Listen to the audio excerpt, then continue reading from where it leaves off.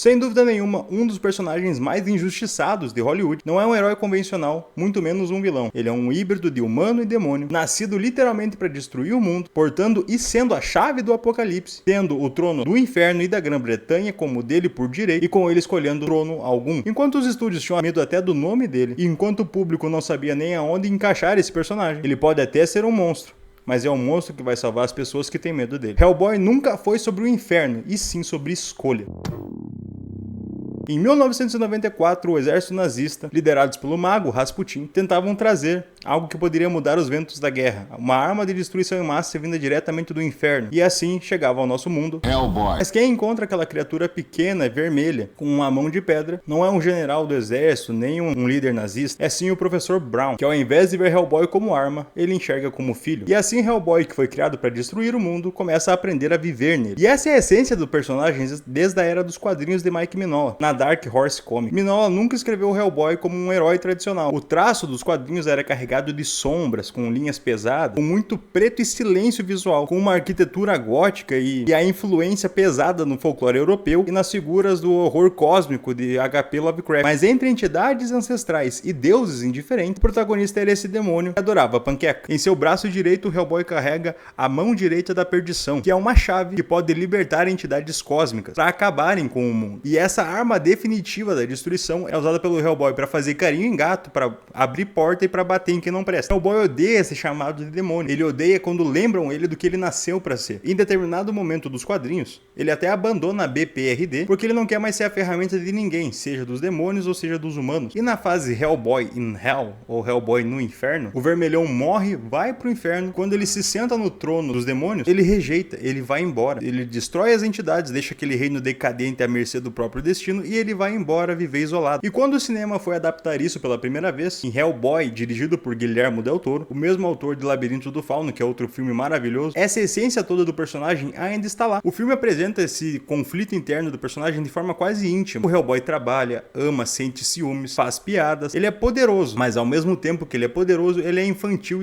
e inseguro. O mundo vê ele como um monstro mesmo quando ele tá salvando a todos, e ele tem que viver escondido. E essa injustiça que cerca o personagem tá sempre presente nas histórias dele. Ele protege os humanos, mas os humanos têm medo dele. Ele recusa o trono do apocalipse, mas é sempre visto como uma ameaça. E no segundo filme, Hellboy e o Exército Dourado, isso fica ainda mais evidenciado. A história de Ninak, logo no começo do filme, fala de uma guerra que aconteceu há muito tempo entre humanos e criaturas mágicas, onde a humanidade estava massacrando esses seres mágicos. O príncipe, o rei dos elfos, decide criar um exército implacável e imbatível, conhecido como o Exército Dourado. Mas o rei nota que a vingança ela perpetua a dor, então ele decide selar tudo. Mas o rei tinha um filho, o príncipe Nuada, e esse príncipe ele não quer a paz. Ele quer se vingar do que os humanos fizeram com as criaturas mágicas.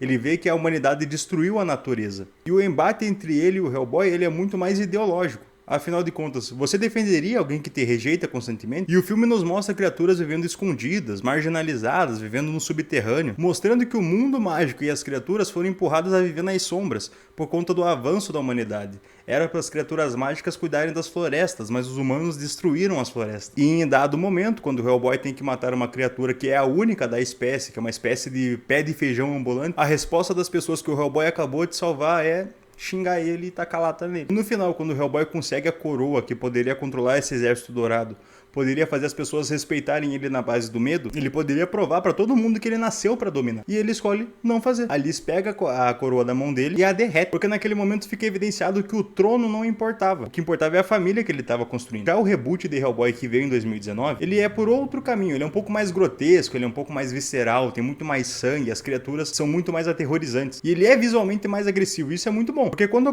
o apocalipse começa no filme, ele é um espetáculo visual. Assim, você vê entidades gigantescas destruindo tudo. É o inferno na Terra. E por alguns segundos o Hellboy quase aceita o destino dele. Mas as memórias do pai dele e os amigos que ele fez no caminho ajudam ele a voltar para a humanidade. O tom desse filme é muito diferente. Ele não é tão melancólico, ele é muito mais brutal e frenético. Mas a essência do personagem tá sempre ali. Ele poderia escolher ascender, destruir, governar. E ele escolhe permanecer com a humanidade. E há não muito tempo atrás veio o Hellboy e o Homem Torto, que reduziu toda essa escala épica que os filmes estavam tomando para algo muito mais pé no chão. O terror que permeia o personagem agora ele é muito mais rural, ele é folclórico. Nos Montes Apalaches que tem uma atmosfera muito mais seca. Isso além de funcionar, prova que Prova que o personagem não precisa estar sempre num conflito épico com entidades gigantescas pra ser da hora. Às vezes basta você pegar esse personagem e botar ele de frente com algo antigo, um vilarejo esquecido, e mostrar pro espectador que ele vai estar sempre lutando contra algo que dizem que ele é. E talvez essa seja a maior injustiça que cerca esse personagem. Dentro da história, ele vai ser sempre visto como um monstro.